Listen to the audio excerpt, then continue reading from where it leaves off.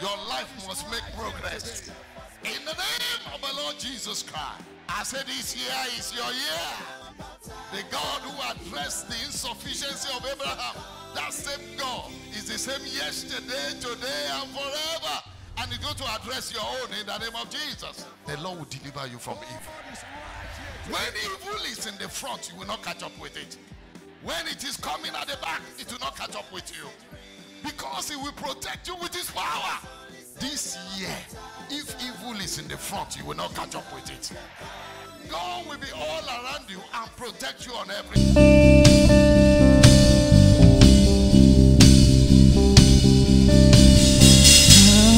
I run to you.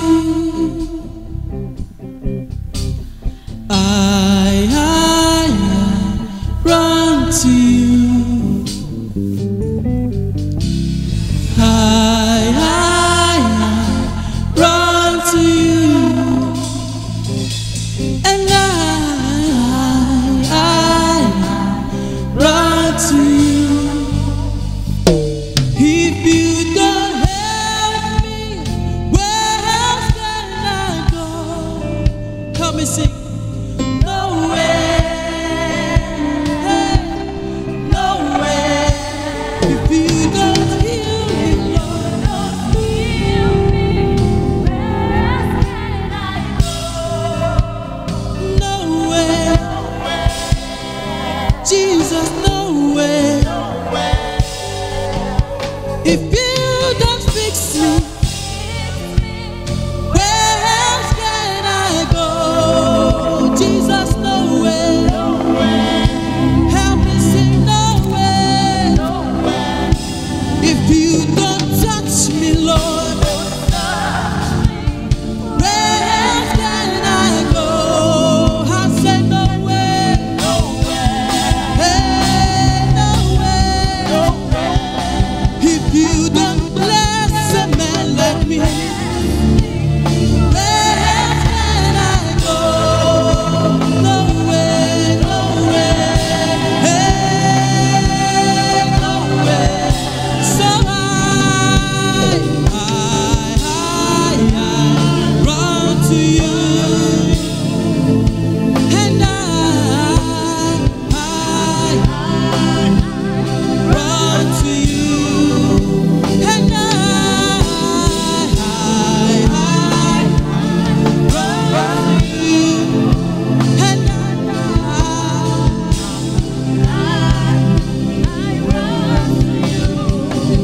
I'm running to you. Run to you. Only you can help me, Lord.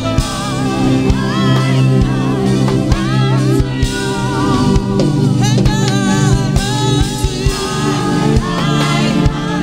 Run to you. And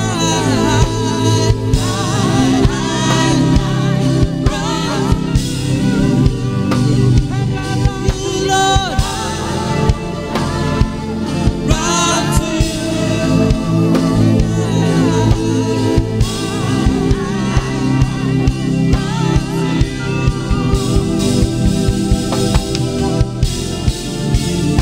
Put your hands together for the Lord. If you're excited to be in church, it's so good to be in church. This day is a wonderful day in the presence of the Almighty. Today, by the special grace of God, I'll be speaking on the topic, choosing to live by faith. Choosing to live by faith. And I'll take very quickly my scriptures. The first one is Deuteronomy chapter 30, verse 19. I call heaven and earth to record this day against you, that I have set before you life and death, blessing and cursing. Therefore, choose life, that both thou and thy seed may live. Choosing to live by faith. Now I'm going to read the long one from the book of Hebrews, chapter 11, from verse 24 to 27. Hebrews 11:24-27.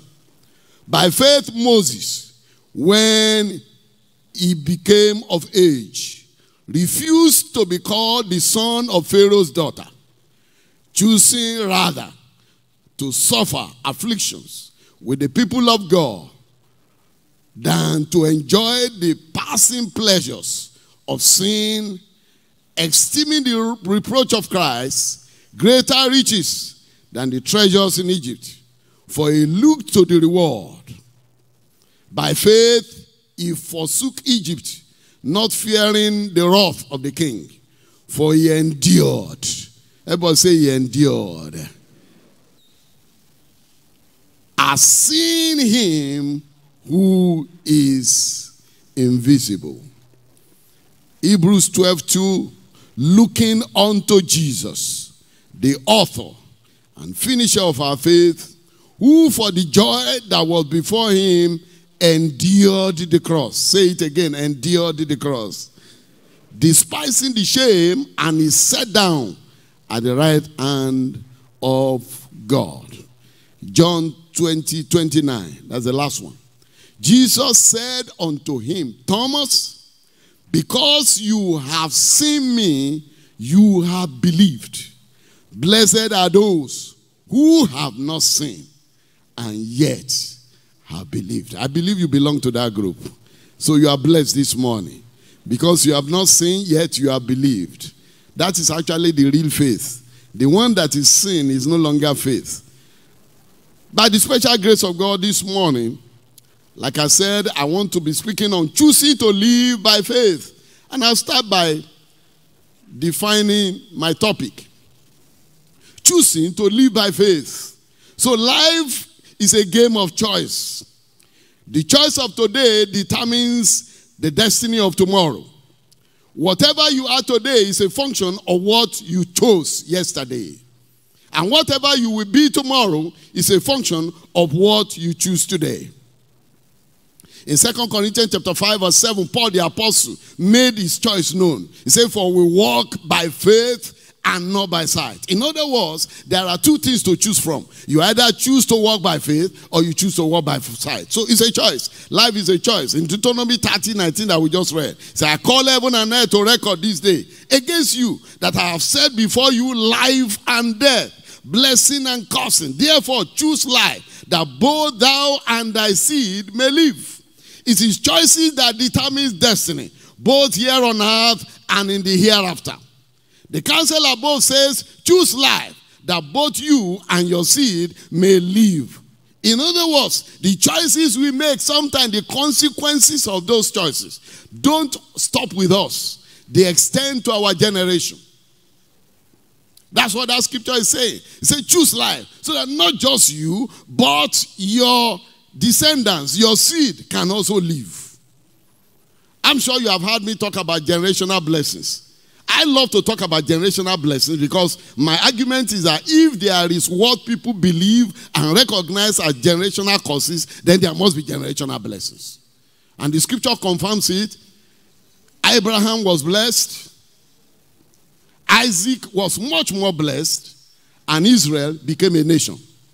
So it's a progressive blessing. It's progressive. He said, not just you will live, but your seed will also live.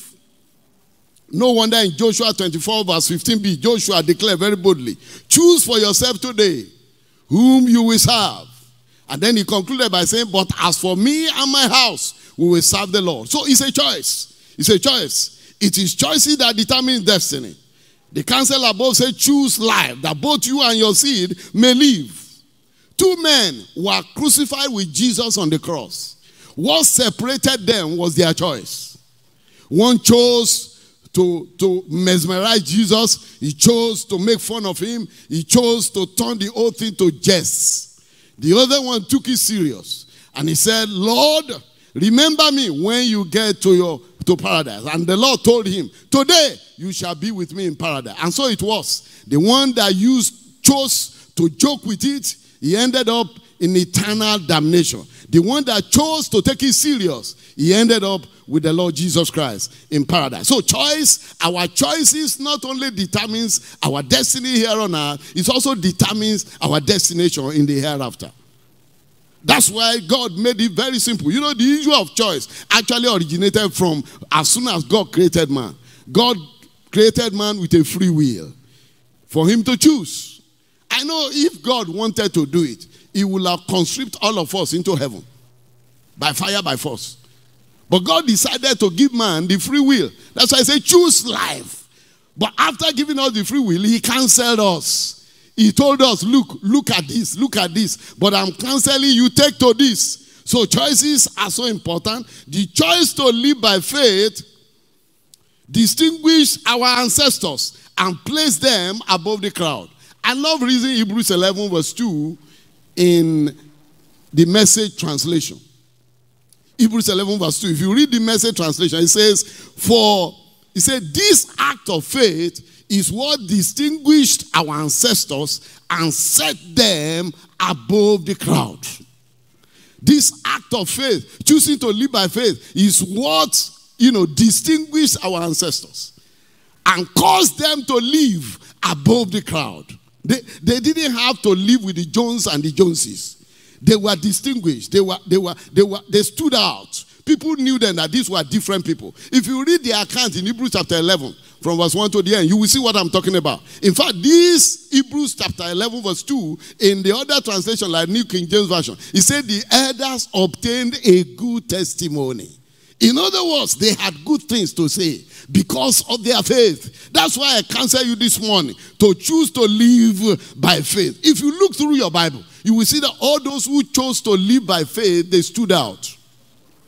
There was Ruth, there was Orpah. And they had a choice to make. Ruth chose to live by faith. She didn't see what she was following after when she chose to follow Naomi. She said, where you go, I will go. Your God will be my God. That was faith talking. It's not as if she has seen anything wonderful. In fact, the woman tried to discourage her. He said, look at me, I'm old already. Even if I give birth today, my children can no longer marry you. You don't have a future following me. That is the flesh talking. The other lady believed those words of the flesh. But Ruth decided to take to faith. She chose faith over fear. She chose faith over the dictates of the flesh. And what was the outcome? Because she chose faith, she was distinguished. In actual fact, she was a special woman. There is no way you can tell the story of the Lord Jesus Christ, you will not mention Ruth. She stood out. That's how everyone that lives by faith will always stand out. In my walk with God, I've discovered that those who live by faith, there's no way they will not stand out. That's why I said this act of faith has distinguished our ancestors and made them to rise above the crowd. You can't live by faith and live with the Jones and the Joneses. Those who live by faith, they stood out. Joshua and Caleb chose to live by faith. They saw giants. They ignored the giants. But the other 10 spies, they decided to choose to live by the flesh. They chose to live by fear. And you see the outcome is obvious. Those who chose to live by faith, they inherited the land. Because when God sent them out, he didn't send them out to come and give an opinion. Is somebody with me this day? Anytime God makes a promise to you, he's not asking for your opinion. Are you there with me? God told them, I am giving you a land. Just go and see it. Is that where God make mistake? Maybe he should have just dumped it on them. Go and see the land I want to give you. Is that too much? God said, go and see so that you can have a feel. Have a feel of what I'm preparing for you. But instead of going there to just see and have a feel, they came and gave judgment. They came and gave an opinion. You know, there are instances where God doesn't need your opinion. Is somebody following me now? Even in matters that concerns you. Because he knows the end from the beginning. He knows what is best for you. Is somebody with me today? So when he knows what is best for you, why are you trying to give your smart opinion? You who can only see today, you don't see tomorrow. You can't see beyond your nose. You want to compare yourself with a man who knows the end from the beginning. Who knows your end from the foundation of the world. He knows what he has packaged you for. That's what he said in Jeremiah 29:11. So I know the thoughts that I think towards you, thought of good and not of evil, to give you a future and a hope. There's a great future for you. Don't mind those false prophecies. Don't mind those false predictions. I was reading in one of the papers, he said up till now, nobody could explain why all the predictions of experts about coronavirus in Africa all failed. I say I know the reason. The reason is because Africans pray. And you know something? There are things that Africa did for Jesus that has gone on record on our behalf. The first thing is that when Jesus came as a baby, he would have been killed by Herod, but he had to go for asylum in Egypt, which is in Africa. The second reason is because when Jesus was carrying his cross and it became too heavy for him to carry, it was an African who came to rescue him. That's why Africa stands a special place in the heart of God. So they are still wondering that all our predictions about Africa, none came to pass, and it will never come to pass. Because God is an African.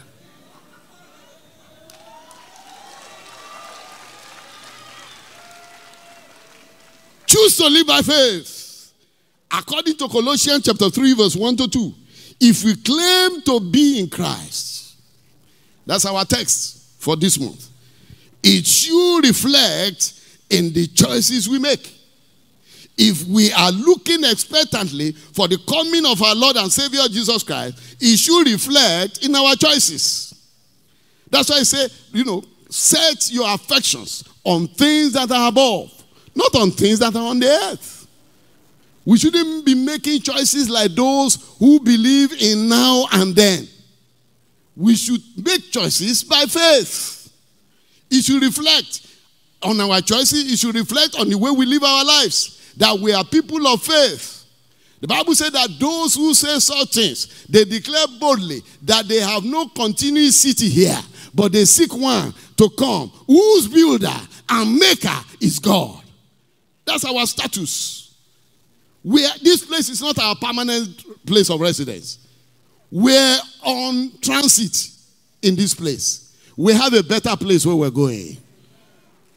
So you shouldn't live here as if this is where all is final. That's what that Colossians 3, that's why we say look up. Because our redemption is fast approaching.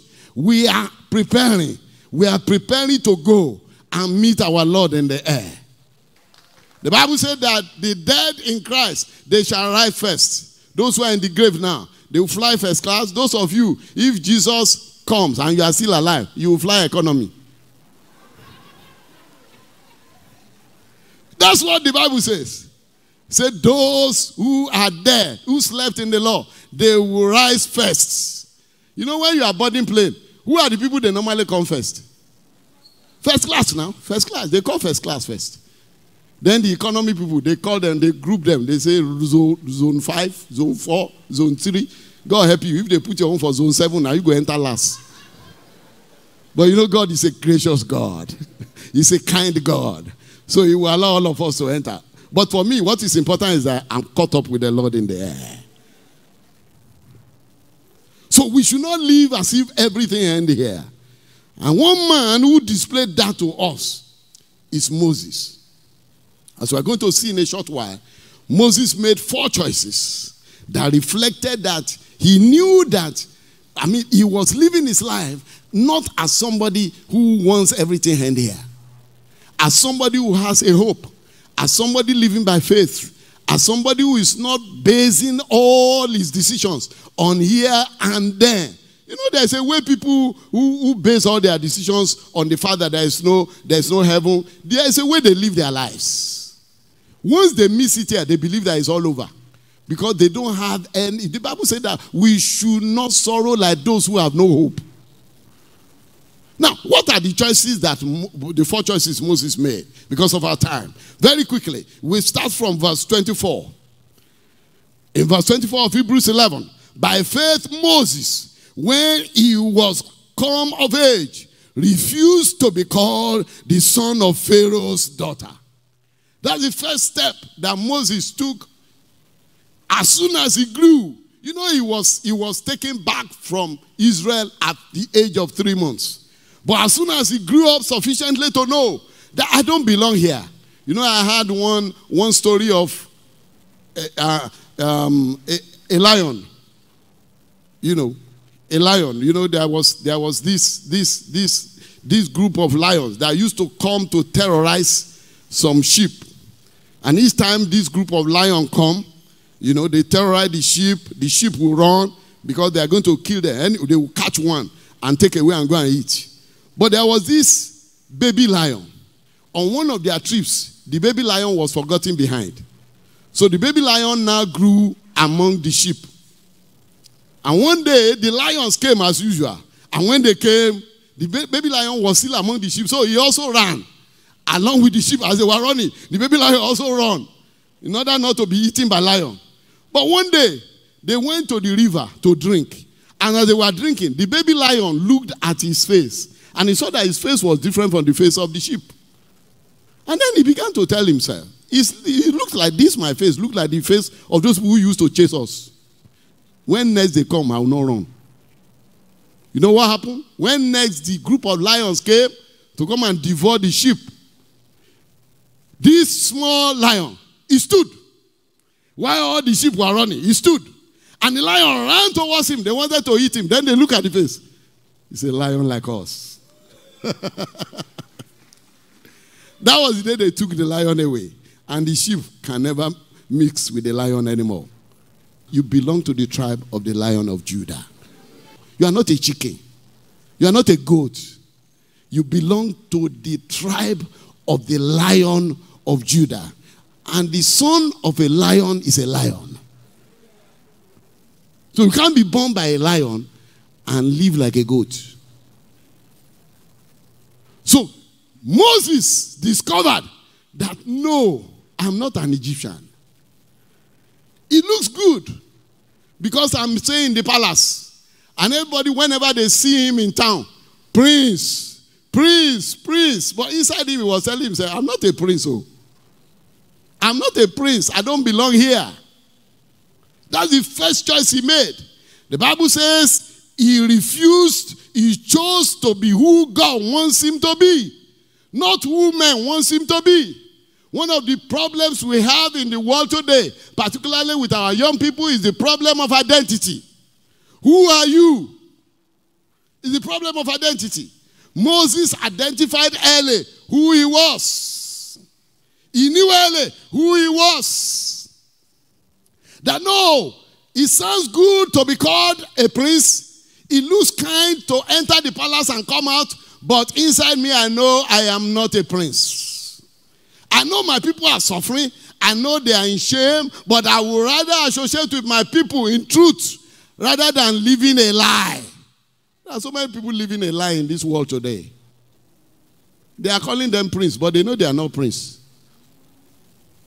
Like they were calling Moses prince. It is better to refuse the choice, plan, and expectation of other people concerning your life and stick to God's plan. Moses had identity crisis. He was born an Hebrew, but raised an Egyptian royalty. Grandson of Pharaoh. That's what everybody calls him. Those who didn't know his history.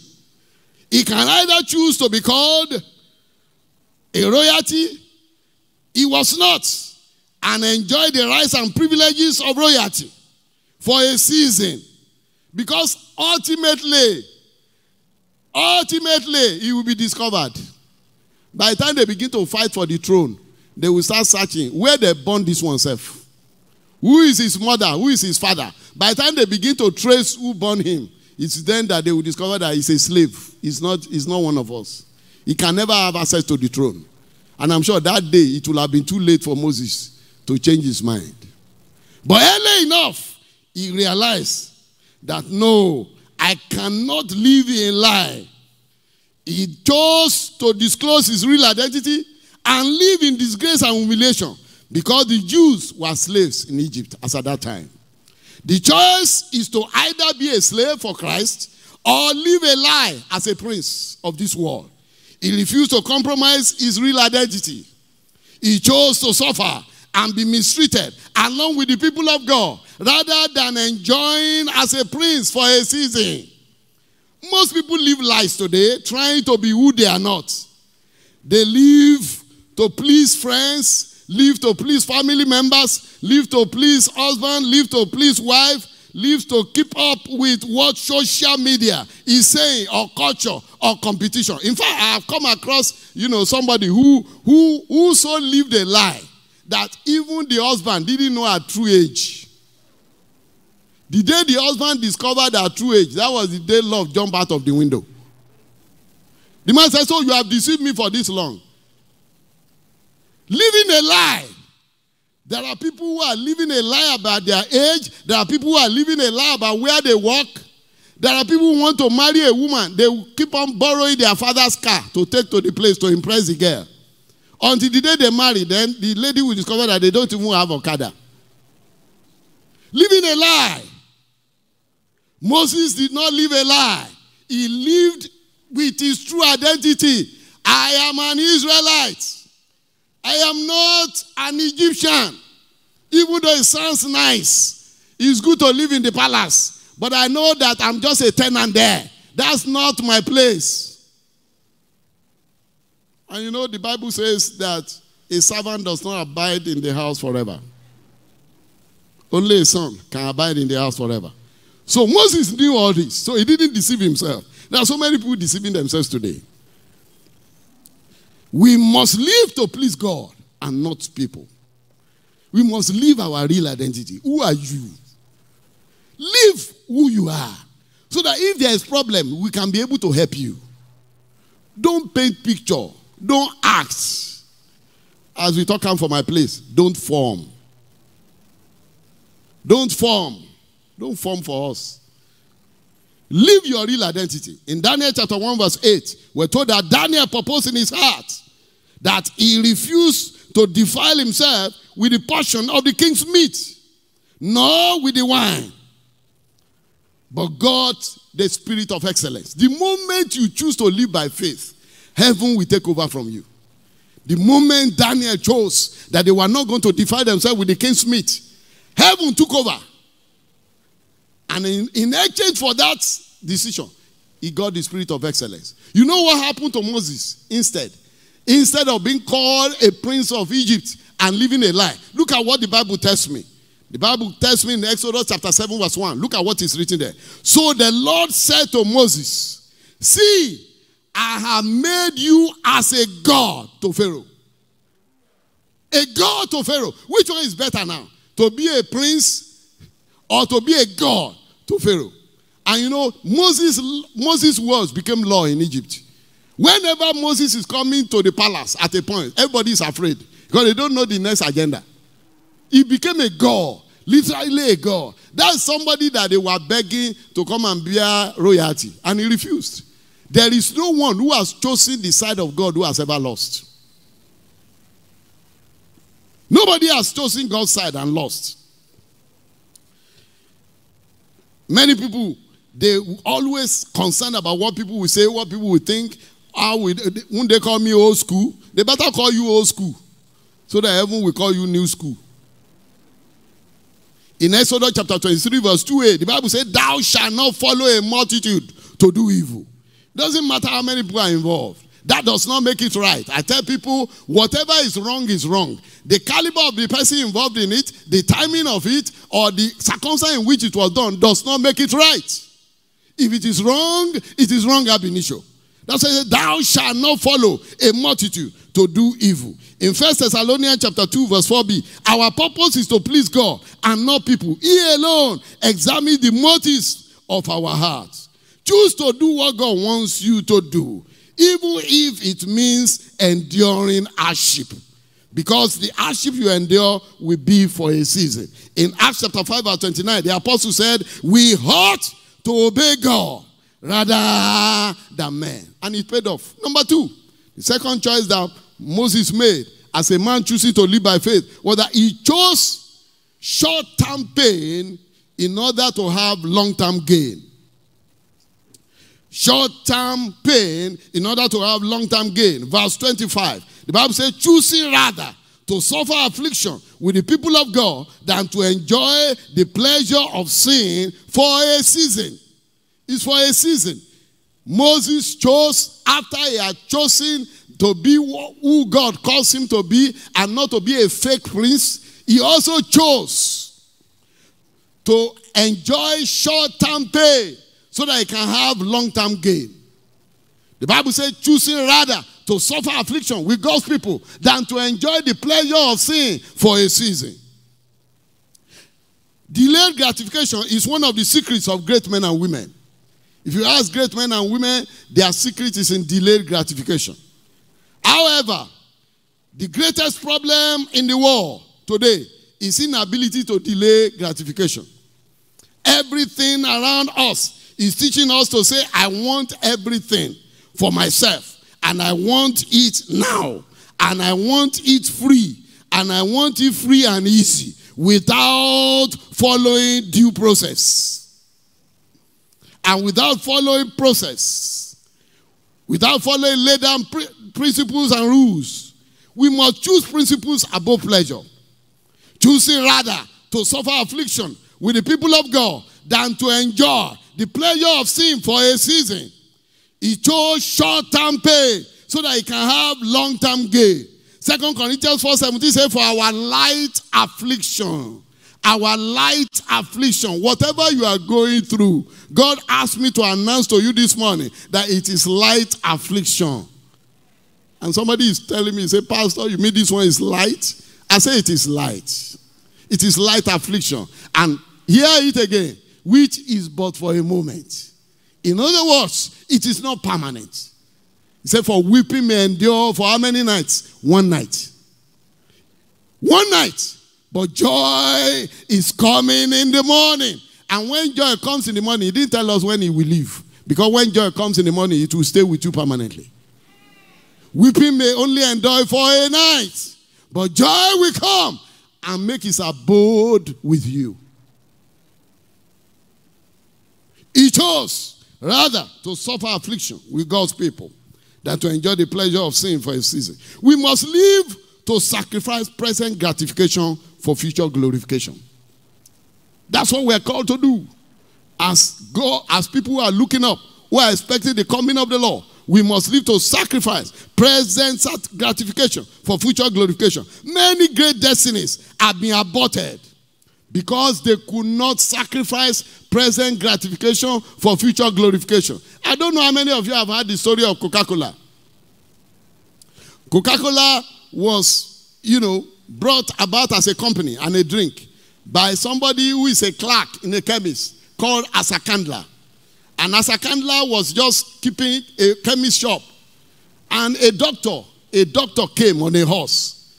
And he was carrying a kettle, old model kettle, and he carried a formula which he wrote on a piece of paper. And he came to Asakandla, who was a clerk in the chemist shop, and said, I have this chemical to sell. It is drink. And Asakandla asked him, oh yeah, write the formula for me. He wrote the formula for Asakandla. And then he gave Asakandla both the kettle and the formula, and then told Asakandla how to make the drink. And they negotiated, and he paid Asakandla paid him $500 only. I don't know how much Coca-Cola is worth today all over the world. But the man who had the original formula collected only $500. He sold his destiny away because he wanted it now. He wanted it now. That's what Esau said. He said, what is this birthright to me? I need something to eat now. There are so many people who have eaten it now and they have eaten their future. Many people have eaten it now. They have eaten their destiny. Many have eaten it now. They have eaten what God, the glorious future that God ordained for them. Thank God for Moses. Moses refused to be called the prince of Egypt, but he ended up a god in the land of Egypt. Each time you choose faith, God is on your side. Short-term pain, let's bear it for now, because there's a glory waiting. For our light affliction, which is but for a moment, cannot in any way be compared. Is that not what your Bible says? 2 Corinthians 4:17. Worketh for us a far more exceeding an eternal weight of glory. The glory that is waiting is eternal and is great one. Many great destinies have been aborted, just like the doctor aborted his destiny. In 1 John chapter 3 verse 2, the Bible says, beloved, now are we the sons of God. From verse 1, he said, and the world does not know us, also because they don't know him. He said, but it does not yet appear what we shall be. But one thing we know, that when he comes, we shall be like him, because we shall see him as he is. Don't mind what is happening now. There's a glorious future waiting for you.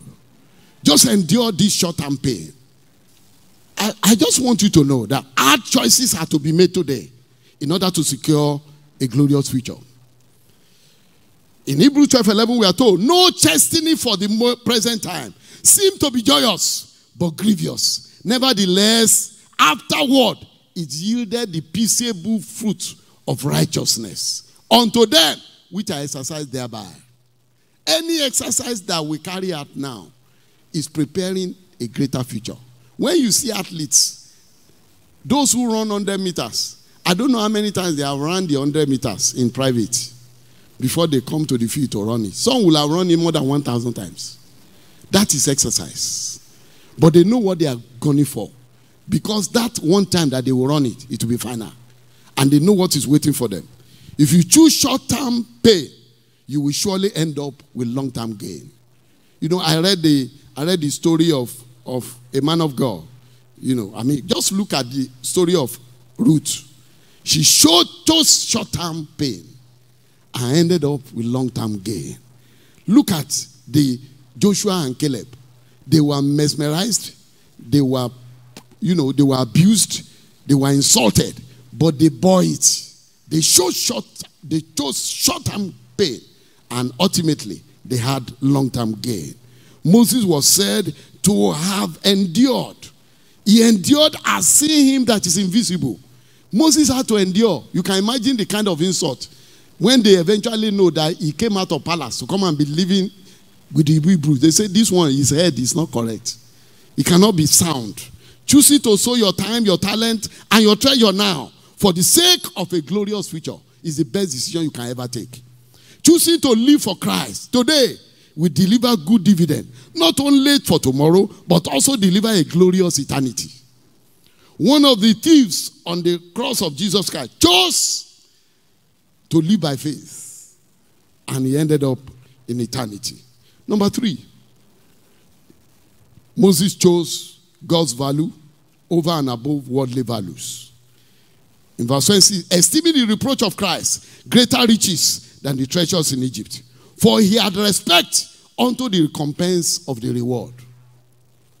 Moses regarded disgrace and shame for the sake of Christ as of greater value than the treasures of Egypt. It doesn't sound well, but that is the truth.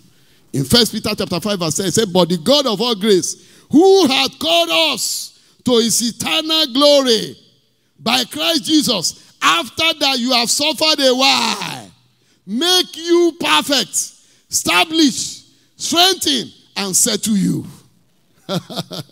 But you must suffer a while. Anytime I read my Bible, I feel like T-Pexing, suffer a while from it. If you can cross that, suffer a while from it, it makes a very good reading, isn't it? You should just read, but the God of all grace, through our Lord Jesus Christ, we settle you, we establish you. Only nice things, nice things. If you remove that, suffer a while from me, have you tried it? Just cancel it. I wanted to cancel it. I said, no, that will not be correct. Because the Bible says anybody who remove anything from this world, God will remove from your benefit in heaven. I said, God, I won't cancel it again. But that's the truth. A lot of people want to remove that suffer a while. They just want the glorification. They don't want the short-term pain. The short-term pain of fasting. The short-term pain of investing in God's kingdom. The short-term pain of using the money you're supposed to use to beautify yourself, to enjoy yourself, using it for the kingdom progress. The short-term pain of spending your time in the presence of God, praying. The short-term pain of evangelism, the short-term pain of investing the best of your resources in God's kingdom. People don't want that short-term pain. All they want is the glorification. It doesn't work that way. Moses chose God's values. Moses regarded disgrace and shame for the sake of Christ's greater value than the treasures of Egypt. Moses made a value judgment by determining what mattered most to him. We must live by kingdom values. The kingdom values of integrity, humility, and generosity. Very important. Today, those values are getting lost. That's why our nation is the way it is. There's so much selfishness, which is the opposite of generosity. There's so much pride and arrogance and lust of the flesh, which is the opposite of humility. There is so much of lack of integrity.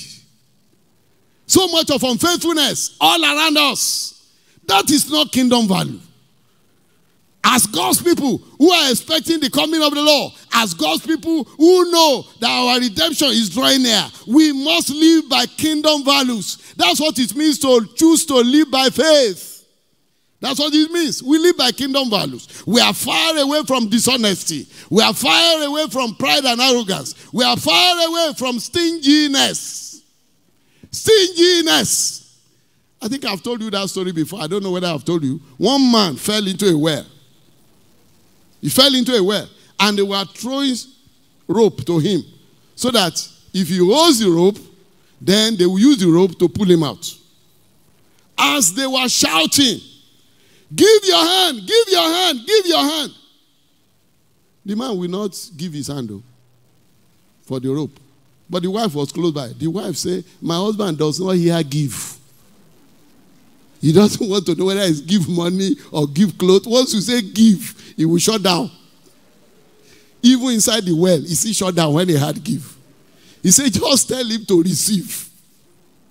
So they just changed their mind. They say, receive. Receive the rope. He grabbed the rope immediately.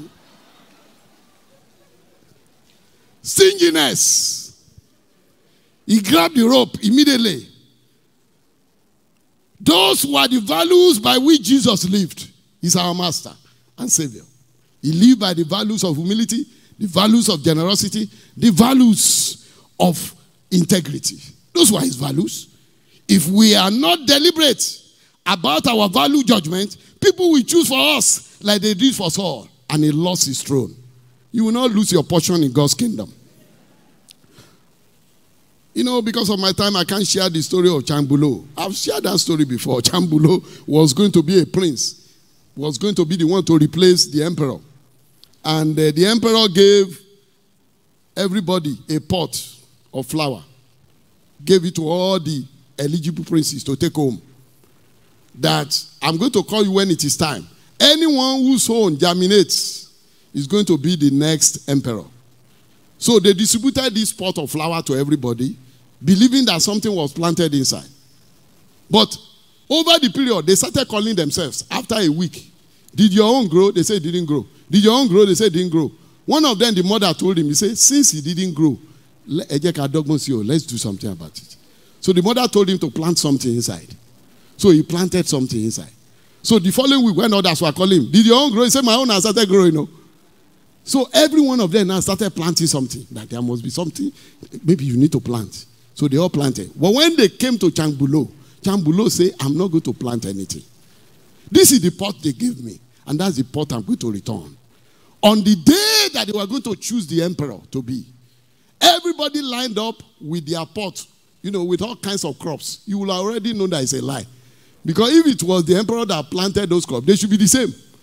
But all kinds of crops, some maize, some flour, some okra. But Chambulo was standing at the back in shame because there was nothing in his pot. He didn't plant. As the emperor came, he said, now we are going to announce the next emperor. Everybody was standing. They were showing him their own pot to show that it has grown. Chambulo was at the back, bowing his head.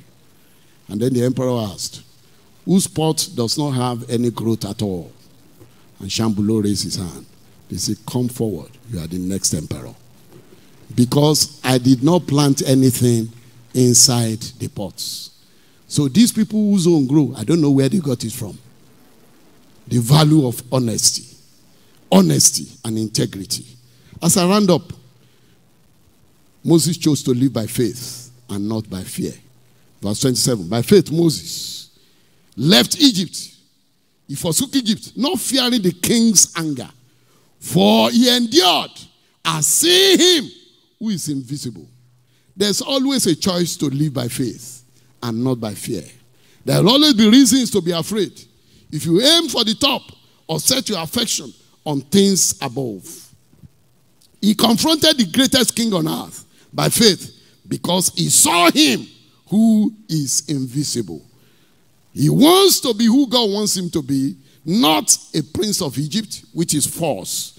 He already secured short-term gain, short-term pain because of his long-term gain. He already chose to live by God's standard and God's value, not human standard of dishonesty, of pride, of selfishness. He lived by God's standard of generosity, God's standard for humility. That is the standard by which he lived. Moses confronted Pharaoh by faith. Without faith, we are told it is impossible to please God. When you see him who is invisible, you will believe for the impossible. You know the story of Daniel and the 3 Hebrew children. The king told them, if you don't worship my God, you will end up in the fiery furnace. And they told the king, in Daniel chapter 3, verse 16, Shadrach, Meshach, and Abednego answered the king, O king, O Nebuchadnezzar, we are not careful to answer you in this matter. If it be so, our God, whom we serve, is able to deliver us from the burning fiery furnace, and he will deliver us. However, if he chose not to deliver us, we are okay with this. We are not going to bow down for you. That is what it means to endure. That is what it means to choose to live by faith and not by sight. Because you don't have a continuing city here, but we seek one which is to come, whose builder and maker is God. 1 John 5:4 says, whatsoever is born of God overcometh the world. And this is the victory that overcomes the world, even our faith. I want you to bow down your heads. Choose to live by faith. Choose to live by faith because it pays greater dividends, not only now, but also in the future. Choose to live by faith. If you are under the sound of my voice this morning, and you want to say, Lord Jesus, I want to live by faith. I want to live by faith. The Bible says that for we are saved by grace through faith, not of works, lest any man should boast. If you want to be saved today, by faith through grace, there's abundance grace in the house and there's faith in the house. Wherever you are, just put your right hand on your chest as I leave you in prayer. Because if you don't have Jesus in your life, you cannot live by faith. It's going to be tough. It's going to be difficult for you. He just said it. He said, whatsoever is born of God overcometh the world. For this is the victory that has overcome the world, even our faith. It is only our faith that will put you over. You need to believe in Jesus. You need to embrace the offer of the Son of God, who has come to save us. Wherever you are, just put your right hand on your chest. I want to pray for you. I want to pray for you. Just put your right hand on your chest. Right there where you are. You are saying, Lord Jesus, come into my life. I want to live by faith. I want to overcome my fear. I want to overcome my challenges so that I can have long-term gain. Put your right hand on your chest. And I want you to just raise your left hand. Just raise it. Just raise it where you are. With your right hand on your chest, raise your left hand. Just raise it to signal that you are there so that we can know you are there. Just raise it. Just wave it a little. Father, in the name of our Lord Jesus Christ, we thank you for your word that has gone forth this morning. We give you praise because you are preparing us for something bigger, something better, something more grandiose than what we are seeing. Lord, we ask concerning those ones who are giving their lives to you. We ask, Lord, that you will forgive their sins in the name of Jesus. Cause their names to be written in the Lamb Book of Life in the mighty name of Jesus. Let the old pass away and let all things become new in their lives in the mighty name of Jesus. At the end, let your name alone be glorified. Thank you because you have heard our prayers. For in Jesus' name we have prayed. I just want to pray for a group of people. You are there. You are asking God that, God, I want to choose the invisible so that I can receive the impossible. Let the God of all grace release grace for me so that I will not miss his best for my life. There are some of you are under so much pressure. Under so much pressure. In fact, the Spirit of God is telling me there are some of you, you have already compromised. But you can ask for forgiveness. You have compromised, and that's why it's taking so long for you to get God's best. But I want to pray for you right now for grace. He said, God of all grace is going to make grace available to you so that you can endure. You can endure that short time. You can endure that short-term pain and then be ready for the ultimate gain and be ready for a big testimony. Wherever you are believing along with me. I think the Spirit of God is asking me to ask everybody to stand up. Let all of us stand up. Let us all receive grace. Open your mouth and say, Father, I receive grace. I receive grace to receive the best that you have for me. I receive grace to resist having second hand. I receive grace to resist what the world has to offer. I receive grace to be settled. I receive grace. Lord, I receive grace to be established. I receive grace. Just pray for grace. I receive grace to endure. I receive grace to endure until the best is delivered to me. I receive grace to be stabilized. I receive grace to be established. I receive grace to be settled. I receive grace. Just say, I receive grace. I receive grace for my need. I receive grace for my need. I receive grace to take the best that you have in store for me. I receive grace to refuse that which does not belong to me. I receive grace to get the best that you have in store for my family. I receive grace. I receive grace to take my healing. I receive grace to take my deliverance. I receive grace to get the best for me and my family. I receive grace, oh Lord. I receive grace to be settled. I receive grace to be established. I receive grace to be established. I receive grace to endure. I receive grace to endure until I get the best that you have in store for me. In the name of Jesus. Thank you, Father. Glory, hallelujah. For in Jesus' name we have prayed. The God of all grace, we ask today that you release your grace upon the lives of your people. Grace at the point of their needs. In the name of Jesus. For those who need healing, grace to be healed. In the name of Jesus. For those who need to be delivered, grace to have victory. In the name of Jesus. For those who need to be encouraged so that they can endure, grace to endure. In the name of Jesus. That at the end, we shall be established, we shall be settled. Lord, at the end, all the glory will go to you. Thank you because you have heard our prayers. In Jesus' name we have prayed.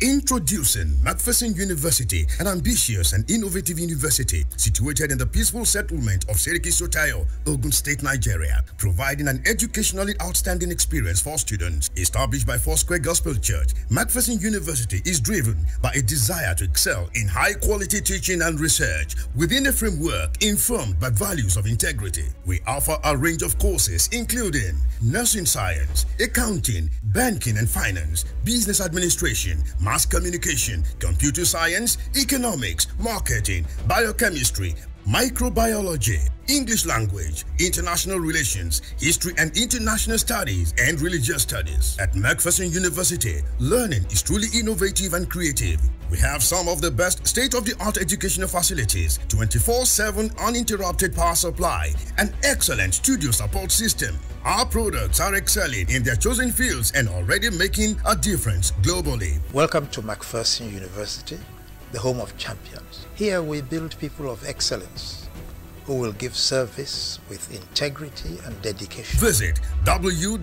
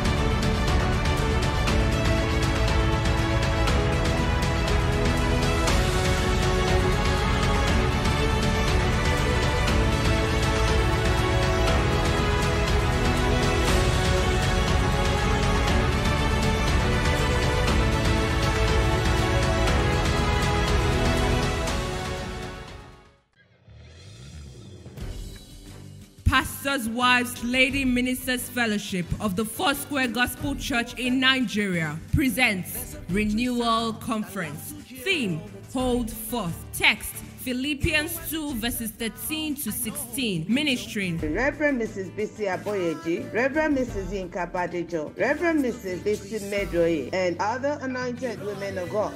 Featuring praise, word, health talk, symposium, and lots more. Date, Saturday, 5th September 2020. Time, 10 a.m. to 12:30 p.m. Watch us live on Foursquare TV, WAP TV channels, and our social media handles, YouTube, Mixler, Facebook, and Instagram. Hostess, Reverend Mrs. Bisi Aboyeji. Announcer, Planning Committee. See you there.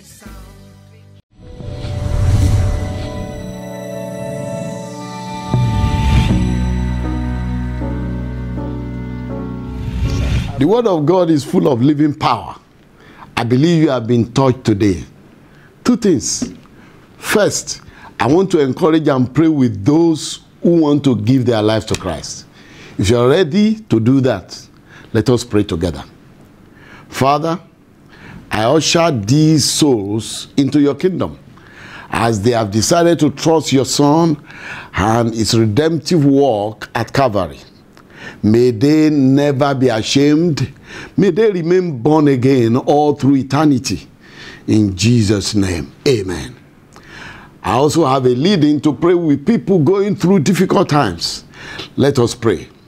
Father, I pray that your divine intervention for this man, that woman, this child right now, whatever is making you to fear or panic, let it cease in the name of Jesus. Let naughty issues be resolved. Let doubts be dissolved. Let the impossible become possible. Let that mountain before you become a plain. Barriers, obstacles give way in Jesus' name. I pray for divine connection, supernatural provision, breakthroughs, and open doors for you. Let joy and gladness be your portion day after day after day. Amen.